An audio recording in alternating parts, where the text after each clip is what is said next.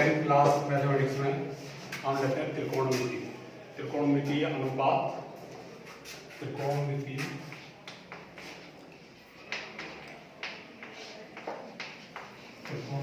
अनुपात।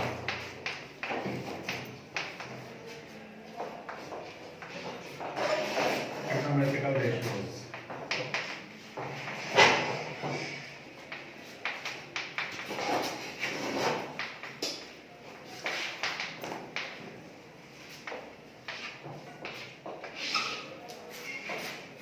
त्रिकोणमितीय अनुपात। अब त्रिकोणमितीय अनुपात में सबसे पहले तो ये देखिए कि ये कोई समकोण त्रिभुज है, इसमें ये कोण थीटा है, इसके लिए त्रिकोणमितीय अनुपात लेते हैं। तो इस थीटा के सामने का जो भुजा होगी, जो साइड होगी, उसको कहते हैं लंब, इंग्लिश में बोलते हैं इसको परपेंडिकुलर। और ये जो 90 अंश समकोण है, इसके सामने की जो साइड होगी उसको बोलते हैं कर्ण, हाइपोटेनियस। हाइपोटेनियस इसको बोलते हैं परपेंडिकुलर। और तीसरी जो भुजा बची, तीसरी जो साइड बची है, इसको बोलेंगे हम आधार, बेस। इस तरह समकोण त्रिभुज के लिए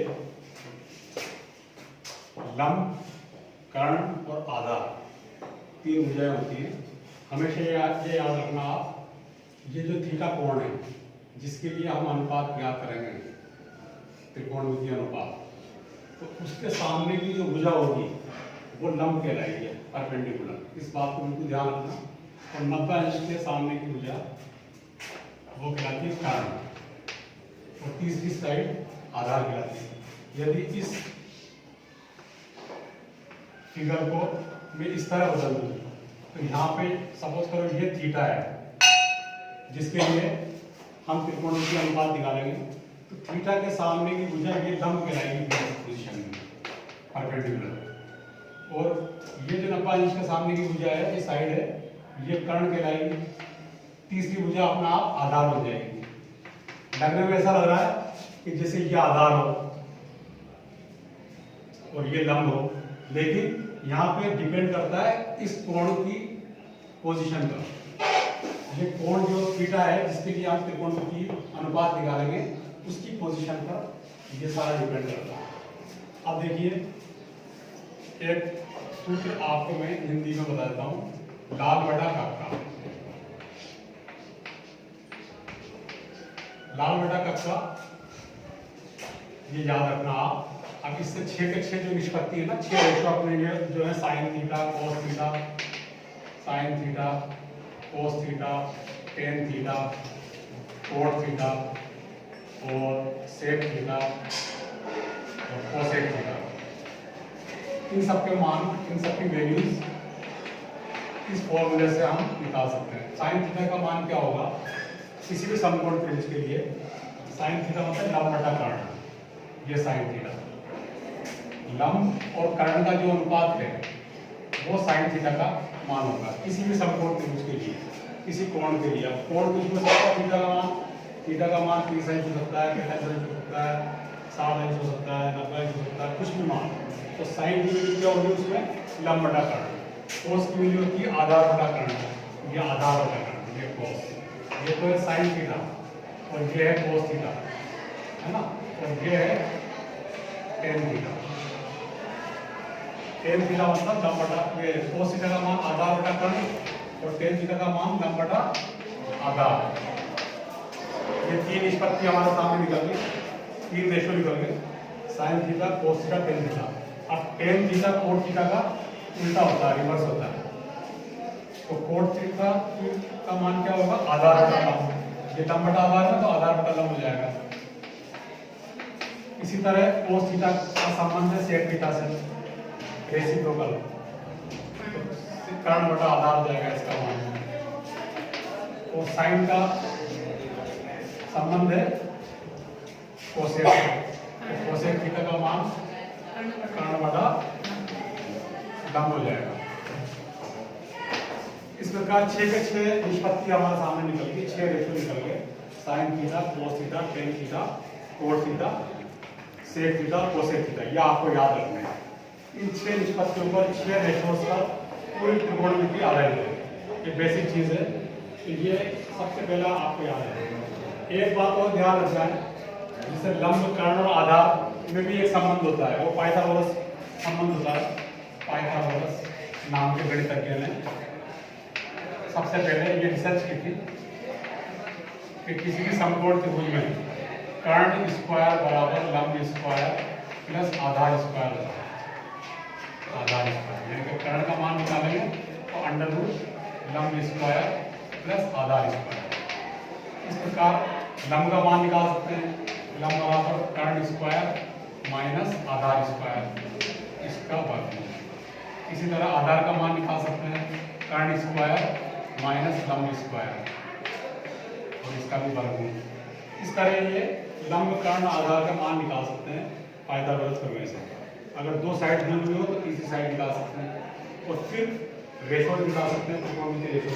अब त्रिकोणमिति रेशोज में जैसे सपोज करो इस तरह का क्वेश्चन आ गया आपके पास, टेन थीटा बराबर 1 हो तो भुजाएं ज्ञात करो, है ना। टेन थीटा बराबर 1 है तो साइन थीटा का मान क्या होगा, साइन थीटा का मान क्या होगा, ये क्वेश्चन है। कैसे निकालेंगे इसको, टेन थीटा बराबर 1 तो देखो यहाँ पे ये इसका सॉल्यूशन है। टेन थीटा बराबर 1 अपॉन 1 लिख सकते हैं ना, 1 की जगह, ठीक है। तो ये तो हो गया लंब और ये हो गया आधार। तो लंब और आधार का मान 1 हो गया, तो इससे कर्ण का मान निकाल सकते हैं। कर्ण बराबर क्या होता है, लंब स्क्वायर प्लस आधार स्क्वायर अंडर रूट। तो 1 प्लस 1 इसका अंडर रूट, इसका मतलब अंडर रूट 3। तो ये कर्ण का मान निकल गया। अपन को क्या प्राप्त करना है, साइन थीटा। तो साइन थीटा का सूत्र मैंने क्या बताया अभी, लंब बटा कर्ण। तो लंब बटा कर्ण में इसमें लंब में और कर्ण की वैल्यू रखो, मान रखो। तो लंब और कर्ण का मान क्या है, लंब का मान जो है 1 और कर्ण का मान क्या निकाला अपन, अंडर रूट 1 तो 1 बटा अंडर रूट 3। इस तरह साइन थीटा का मान प्राप्त होगा आपके पास 1 बटा अंडर रूट 3, जबकि टेन थीटा का मान क्या दिया हुआ है 1। इस तरह के क्वेश्चन आते हैं आपके, छोटे क्वेश्चन आते हैं इस तरह के 1 नंबर के, तो हम तुरंत निकाल सकते हैं यदि हमें फॉर्मूले याद हो। मैथमेटिक्स में सबसे मेन चीज होती है फॉर्मूले। बेसिक कॉन्सेप्ट अगर आपने क्लियर हैं तो हम सब कुछ कर सकते हैं, और बेसिक कॉन्सेप्ट क्लियर नहीं हो तो कुछ भी नहीं कर सकते मैथ से। तो सबसे पहले तो हम सारे जितने भी सूत्र हैं गणित में उनको अच्छी तरह समझ के और याद करना है, और फिर उनका एप्लीकेशन यानी कि क्या काम आते हैं वो सूत्र और उसमें मान रखना, तब जाके हम सवाल को हल कर सकते हैं और उसका सोल्यूशन निकाल सकते हैं, है ना। तो सबसे पहले मैंने बताया आपको किसी भी प्रॉब्लम को सोल्व करना है तो प्रॉब्लम सोल्व करने के लिए क्या इंपॉर्टेंट है, फर्स्ट तो formula, second evaluation, third calculation, fourth है result. These are 4 factors, 4 factor है, ये बहुत इंपॉर्टेंट है किसी भी प्रॉब्लम को सोल्व करने के लिए। सबसे पहले तो आपको सूत्र याद होना चाहिए, सूत्र में इवैल्यूएशन यानी कि मान रखना आना चाहिए। सूत्र में कौन सी चीज क्या दी हुई है तो उसको याद होकर उसमें मान रखना। और तीसरी बात है कैलकुलेशन, मान रखने के बाद गणना करो, कैलकुलेशन करो, सही कैलकुलेशन, जोड़ घटाव गुणा भाग ये सही होना चाहिए। इसके बाद का रिजल्ट, परिणाम, आंसर इसको बोलते हैं मतलब। अब परिणाम की इकाई सही, ऐसा नहीं कि इकाई क्या है, उसकी इकाई भी साथ के साथ लिखना चाहिए। तो इस प्रकार 4 factors are important for every problem in mathematics. If you want solve any problem of maths, then you should apply these steps. First formula, second evaluation, third calculation and fourth result. Full marks 2 number का अगर question है तो इस तरह इन सब पे based होता है, आधा नंबर इसका मिलेगा। 2 नंबर का अगर कोई क्वेश्चन है ना, आधा नंबर इस बात का, आधा नंबर इस बात का, आधा नंबर इस बात का, सब जाके ये 4 स्टेप में अगर तुम करोगे सवाल को तो तुम्हें आधा आधा आधा आधा सब जुड़ के 2 नंबर दोगे। तो ये याद रखना और जितना हो सके उतना प्रैक्टिस करो। फॉर्मूले पर डिपेंडेंट क्वेश्चंस उनकी प्रैक्टिस करो, तुम आगे बढ़ जाओगे। ये बेसिक कॉन्सेप्ट में आज ट्रिग्नोमेट्री के समझाए हैं। नेक्स्ट पीरियड में मैं आपको ट्रिग्नोमेट्री के